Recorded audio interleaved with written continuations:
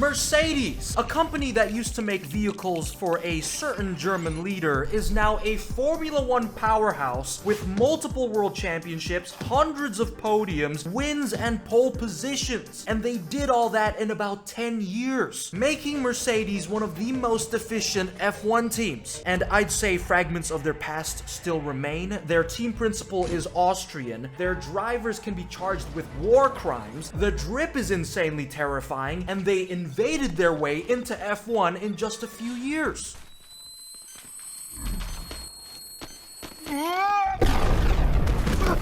Lewis Hamilton is a 7-time champion of the world! But this success all has to do with the Mercedes Experience, which goes like this. We are so back. We are so fucking back. We are so fucking back, it's cheating.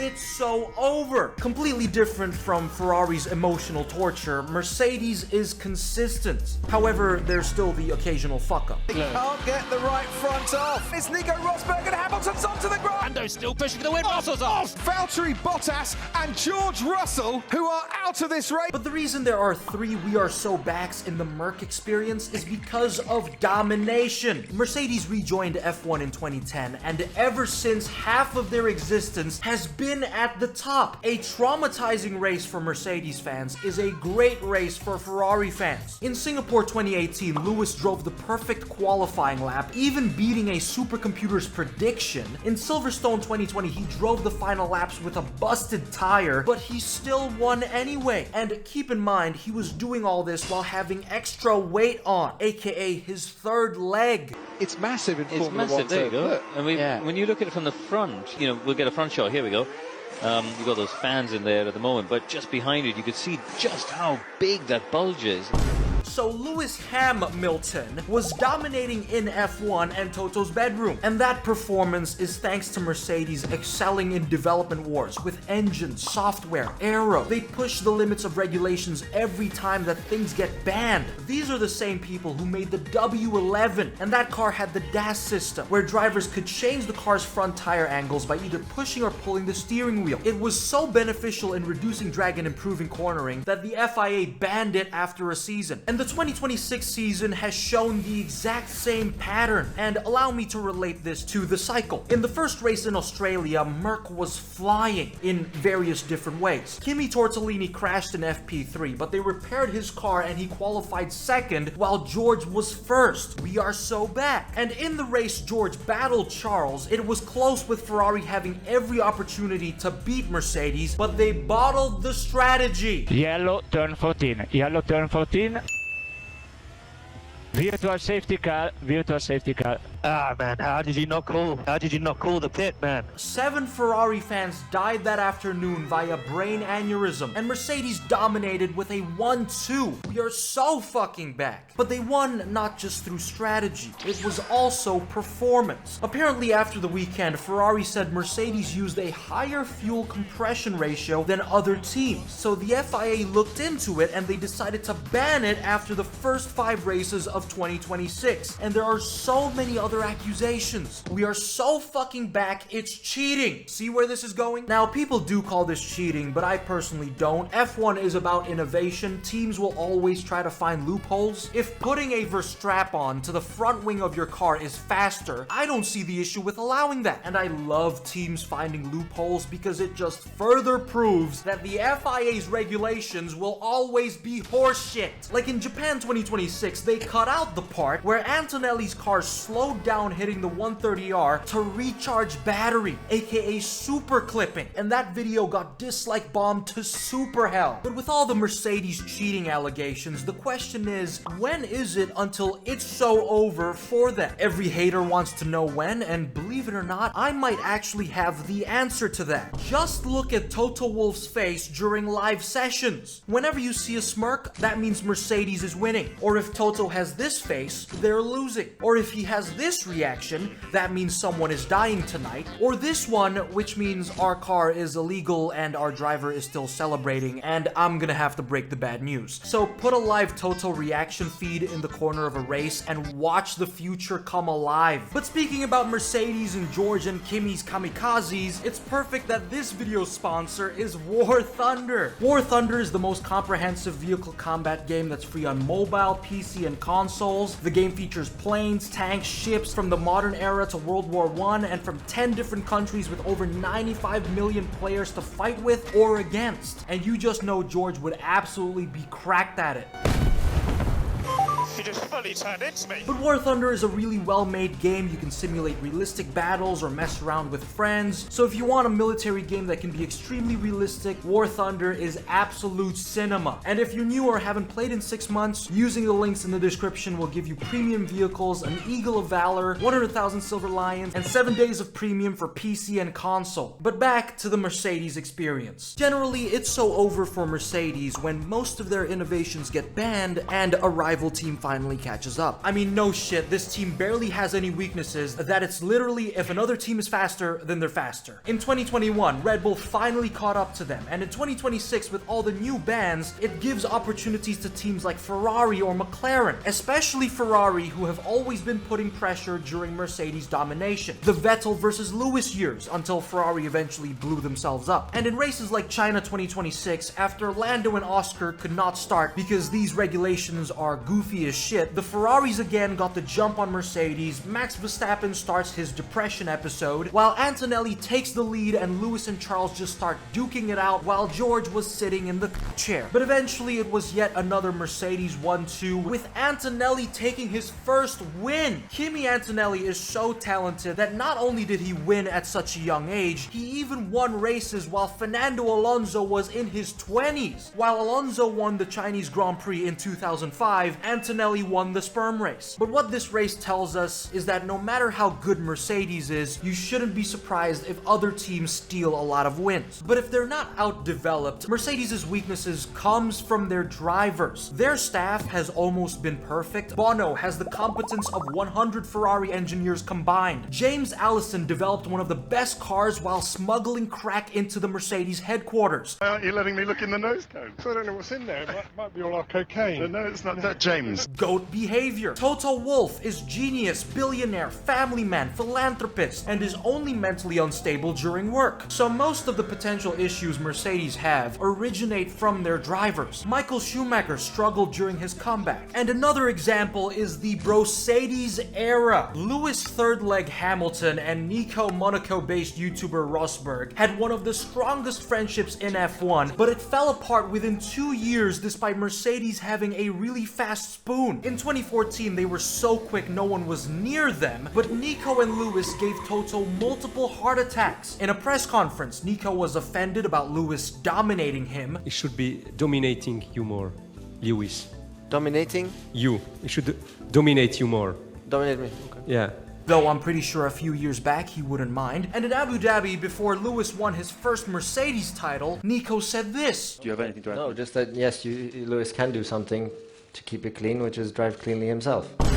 So it's not like he can't do anything. And this was just the beginning. 2015 was worse. Sebastian Vettel had to be a marriage counselor. I don't know how much you like each other, but Kimi and myself, we get along, so... In the US Grand Prix, they clashed multiple times, and when Lewis won the title, Nico threw his hat. When someone asks me why I don't watch Love Island, I tell them BROCEDES is my alternative. And in 2016, after they took each other out in Spain, collided in Austria, almost recreating Prost and Senna, Nico won the championship and retired immediately. Done for the day. Now, those years at Mercedes could have been perfect, but having two hungry drivers was a disaster. But even after Nico's retirement and Mercedes dominating after 2016, there were still issues with drivers. Valtteri Bottas replaced Nico, and while he was happy to be there, eventually the smile faded away after every team order. And he was replaced by George even after he obeyed every instruction. And And when Lewis's time finally came, Mercedes had contract issues with him that led to Lewis joining Ferrari and showing his third leg there. So now we have Russell and Antonelli. First off, we have George Russell. A lot of people know him for appearing out of nowhere. Hungary 2022, Austria 2024, Canada 2025, Vegas 2024, Singapore 2025, and also fumbling on final laps. But he's also a pretty hated driver, more than even I expected. I mean, just look at all this. Now, I know every F1 driver has their own dedicated hate community, especially for someone like George, who is the type of guy to remind the teacher about the homework. But at the same time, let me come to his defense. This was the same man who gave way to Kimi and Lewis on the podium, arguably the most consistent driver in 2025, outperformed Sir Lewis Hamilton in 2022, to be fair, maybe his Ham-Milton got bigger, slowing him down, dragged a Williams into P2 in Spa 2021, almost got a podium in his Mercedes debut, and gave everything to Williams that he cried over getting points. That is some humble shit. But again, at the same time, he crashed into Valtteri and smacked him, crashed into Carlos, Perez, Mick Schumacher, then blamed it on them. Nothing I could do, you just turned into me. What the hell happened there? You turn right into So it's up to you on how you want to judge George Russell. I personally fuck with him as long as he keeps performing. He spices up the drama, and we all know we love that. That is not a guy who I respect. So the best way I can describe him is that George Russell is an exceptionally talented driver overshadowed by on-track terrorism. As for Antonelli, he is easily one of the most talented young drivers to join F1. In Japan 2026, after Oscar Piastri went on his revenge arc on McLaren taking the lead, Kimi was nowhere near the win until a safety car caused by Oliver Bearman crashing. And guess why? FIA regulations. Franco Colapinto was recharging his battery and his car ran 40 kilometers an hour slower, catching Bearman off guard. The FIA looking at the 2026 regulations is like seeing the McDonald's CEO try his own food. That is so good. That's a big bite for a big arch, but it also is unlike anything else on our menu. It's a delicious product. It's a delicious product. It's a delicious product. But in Japan, Kimi kept the lead, won the race, and became championship leader at 19 years old. But like a lot of Antonelli's moments, it came with controversy. Antonelli has received a lot of hate only a few years into his career. Kimi Antonelli is now leading the Drivers' Championship. Formula One is dead. I mean, I can't agree more, man. I can never imagine seeing a young driver just a few years into his career leading the championship. Lena, I know you and I can both never support that type of driver. For the sake of everything that is holy, I cannot have Kimi Antonelli win this championship, bro. Kimi Antonelli, please consider filing out a uni application and furthering your education. Lance Stroll smells funny. Oh shit, that was my tweet.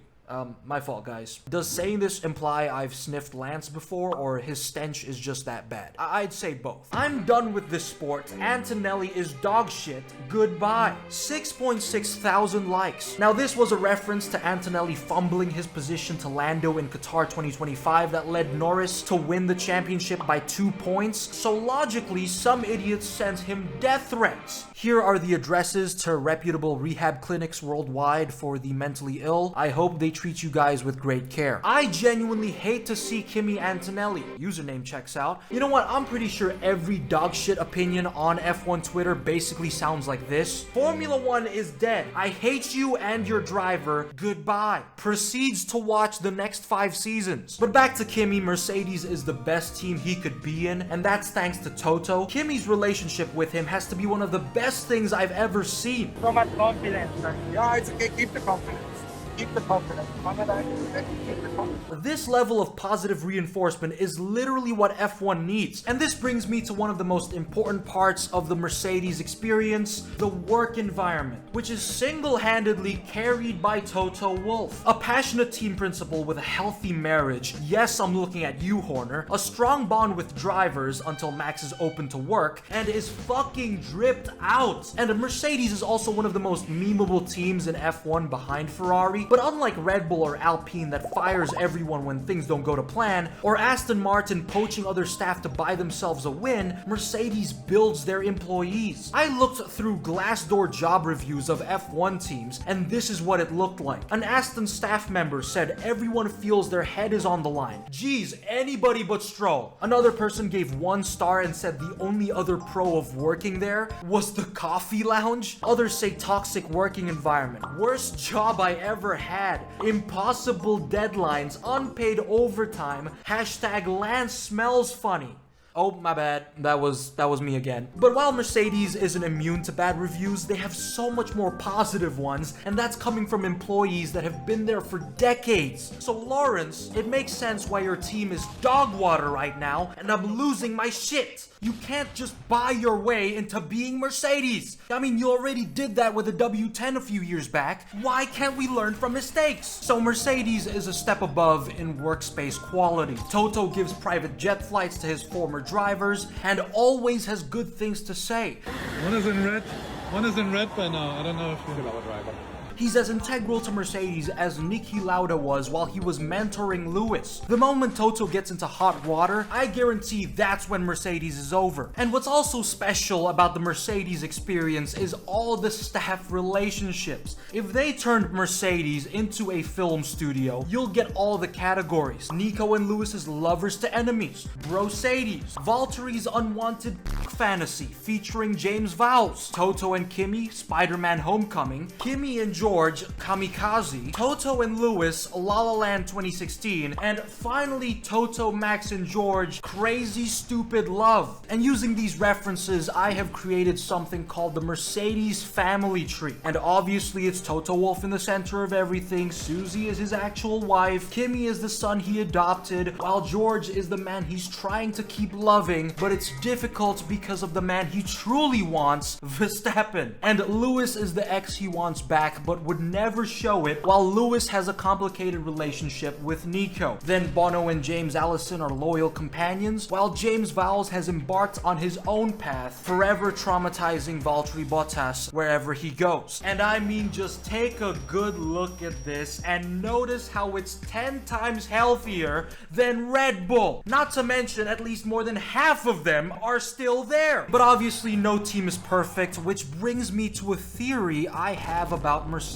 I think that there is more to Toto than meets the eye. I mean, he's a billionaire, and the biggest question I've always had was, what if Toto was actually the female employee Christian Horner was harassing? I mean, think about it. Christian Horner got cancelled over leaked messages on WhatsApp. And guess what company is one of Mercedes' biggest sponsors? Evidence 2, this clip. Die funktionieren im Moment nicht. That's harassment. Evidence 3, they've always had a love-hate relationship, and there have been photo edits of Toto in similar outfits to Spanx, which is something Christian Horner is a big fan of. And in 2025, Christian Horner made hints of him coming back to F1 via Alpine, and months later, Toto said he could be buying it. A true billionaire is always 10 steps ahead, though Horner did try to warn us about his impending doom. If you weren't an F1 team boss, what would you be, Toto? No, I'd be a finance investor. It's what I did all my life, and I quite enjoyed it. Once I leave this circus here, I'm going to go back to that. I'd be totally unemployable. So in conclusion, the Mercedes experience is far better than any other team, even when their drivers blow other cars up, friendships fall apart, and their team principal might actually be a supervillain. And thanks again to War Thunder. Make sure to use their links in the description. It will give you bonus premium vehicles, 100k Silver Lions, and 7 days premium for new and returning players on PC and consoles. They are only available for a limited time, so go channel your inner Kimi and George. And at the end of the day, as bad as Mercedes could be, I would prefer to work for them compared to the idiots across the street.